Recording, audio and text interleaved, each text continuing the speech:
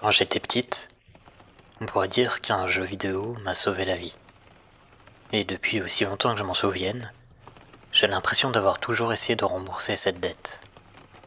Mais créer des jeux, c'est dur. Notre projet principal ne se passe pas très bien. Nous ne sommes que deux enfants naïfs, après tout. Mais Franck, même si je sais que tu ne t'en rends pas encore tout à fait compte, un jour tu comprendras que la dette que je croyais devoir, nous l'avons déjà remboursée.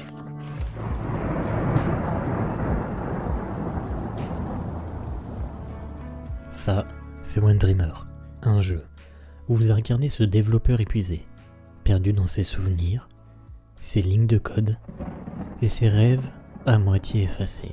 Un jeu qui vous fait ressentir le doute, la solitude, mais aussi cette étrange magie qui renaît quand on recommence à créer. Et derrière ce jeu, il y a une autre histoire, celle d'un développeur nommé Gareth Folkes, un garçon de Darwin, en Australie, qui a passé 7 années de sa vie à créer ce jeu, seul. Un projet autobiographique, intime, presque thérapeutique. Aujourd'hui, on va plonger dans son histoire, l'histoire d'un rêveur qui a décidé de coder la reconstruction de soi, pixel par pixel, ligne par ligne.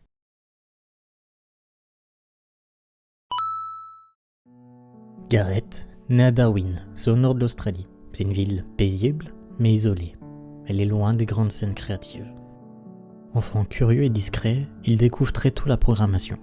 Il s'essaie à la création de jeux seul, faute d'entourage partageant sa passion. J'ai toujours fait mes jeux en solo, c'était la norme pour moi. À l'adolescence, il découvre Catherine et The Last of Us, deux jeux qui marquent à jamais sa manière de concevoir le médium. L'un pour sa dualité, rêve-réalité et ses mécaniques atypiques, l'autre pour sa narration cinématographique et poignante. Gareth est convaincu que le jeu vidéo est le support ultime pour raconter des histoires. Il commence alors à imaginer un jeu qui lui ressemblerait. Introspectif, personnel, émotionnel. Le nom de ce projet ? One Dreamer. Bon, l'idée de départ est simple, mais ambitieuse. C'est un jeu qui raconterait l'histoire d'un développeur indé nommé Frank, en perte de sens, et qui tente de retrouver l'amour de son art en réparant des lignes de code de son propre jeu. Gareth veut transformer la programmation, souvent perçue comme froide ou compliquée, en un langage émotionnel. Quand j'ai commencé à coder, même les tutoriels basiques me semblaient effrayants. Je voulais créer une expérience qui rende ça amusant, naturel. Il invente donc une version simplifiée de C#, un pseudocode conçu pour être lisible, même sans expérience. Changez la valeur d'une variable et vous pouvez caresser le chien. Le code devient jeu, le jeu devient langage, et peu à peu, le joueur apprend à reprogrammer le monde de Frank, et peut-être le sien. Mais développer One Dreamer ne fut pas un rêve, ce fut une épreuve. 7 ans de travail, seul, devant son écran, sans financement, sans équipe permanente, sans recul. Gareth travaille sans relâche, sans pause, sans vacances. Il veut que tout soit parfait, que chaque ligne de code, chaque pixel, chaque musique résonne avec l'âme du jeu. Parfois, il doute. Il réécrit, il efface, il recommence. Il va même développer une version de Flappy Bird, puis la détruit de l'intérieur pour en faire un puzzle. Il crée un jeu où les bugs sont les vraies énigmes à résoudre. Mais tout cela, c'est un coup. Il est seul à tout faire, la programmation, le pixel art, l'écriture et les décisions. Il va même expliquer plus tard que le vrai poids, ce n'est pas le code, c'est surtout le marketing, la communication et l'incertitude. Et pourtant, malgré tout ça, il continue. Parce que lui, il croit en son jeu. Parce qu'il croit à ce rêve. Il faut que je vous raconte l'histoire de One Dreamer. J'ai choisi ce jeu non seulement pour l'histoire de son créateur que je trouve très intéressante, mais celle du jeu l'est tout autant. Dans One Dreamer, on incarne Frank. Il ressent une dette envers le jeu vidéo qui l'ont sauvé durant son enfance. Il se lance dans le développement d'un jeu indépendant baptisé Proxy Life, aux côtés de Luna, une amie et co-créatrice passionnée. Mais les années passent, le projet piétine. La motivation s'effrite, et les dettes, elles s'accumulent.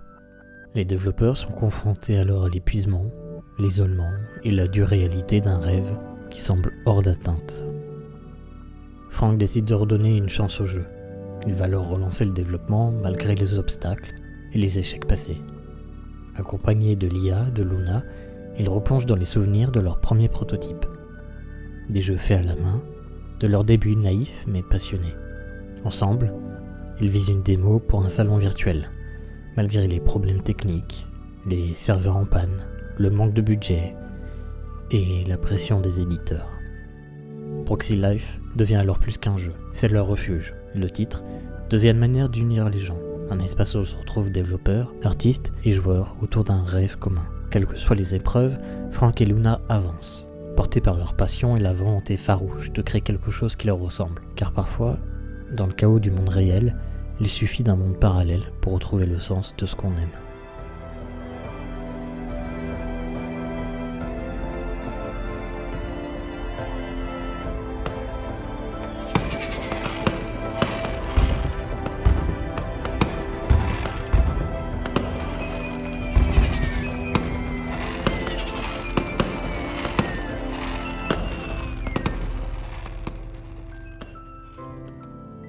Vous vous rappelez du moment où je disais que One Dreamer c'était une autobiographie de l'auteur ? Et en fait, le développement de ce jeu va durer 7 longues années. Sans financement, sans équipe dédiée, sans repères. Garrett s'occupe de tout. La programmation, le pixel art, l'écriture, les tests. Il va travailler même parfois plus de 60 heures par semaine. Je n'ai jamais vraiment pris de pause, et j'avoue que je n'ai jamais pu revenir avec un regard neuf. Pendant 7 ans, il va affronter le doute, le burn-out, l'isolement. Le monde du développement indé est impitoyable. Il apprend à ses dépens que créer ne suffit pas.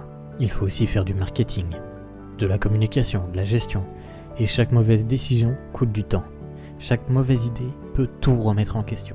Je notais toutes mes idées, puis j'attendais une semaine, et beaucoup n'étaient plus si brillantes après quelques nuits. Mais malgré tout, Garrett avance. Par passion, par conviction, parce qu'il croit que One Dreamer peut toucher les autres, comme lui-même a été touché par les jeux dans son enfance. En septembre 2022, One Dreamer sort enfin. L'accueil est chaleureux. Les critiques saluent l'humanité du récit, la justesse de ses mécaniques, la beauté de sa musique. Des joueurs racontent même comment le jeu les a poussés à reprendre confiance en eux, à apprendre à coder et à créer leur propre projet. Garrett a réussi. Pas parce qu'il a vendu des millions d'exemplaires, mais parce qu'il a transmis une émotion. Une compréhension du médium, un pont entre rêve et réalité.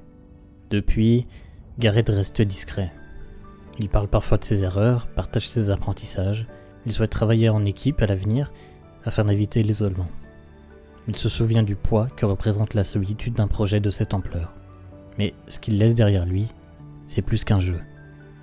C'est un témoignage, une preuve que l'on peut construire un monde entier si l'on y croit assez fort. Et si l'on est prêt à y consacrer une part de soi.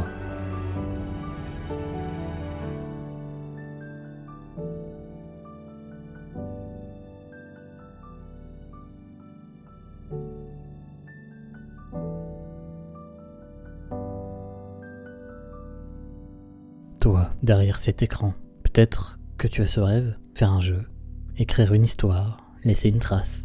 Il faut le dire franchement, ce milieu, il est injuste parfois. On vous parlera de méritocratie comme si la qualité suffisait, mais la réalité c'est qu'on peut tout donner et rester invisible. One Dreamer, malgré sa beauté, il aurait pu ne jamais exister aux yeux du public. Il aurait pu rester dans un disque dur, comme tant d'autres projets. Alors, pourquoi essayer ? Pourquoi fournir tant d'efforts pour espérer quelque chose qu'on n'est même pas sûr d'avoir ? Parce que tout commence par une variable interne, comme dans One Dreamer. Une décision, c'est une variable. Et ça, c'est la seule ligne de code que vous êtes les seuls à pouvoir écrire.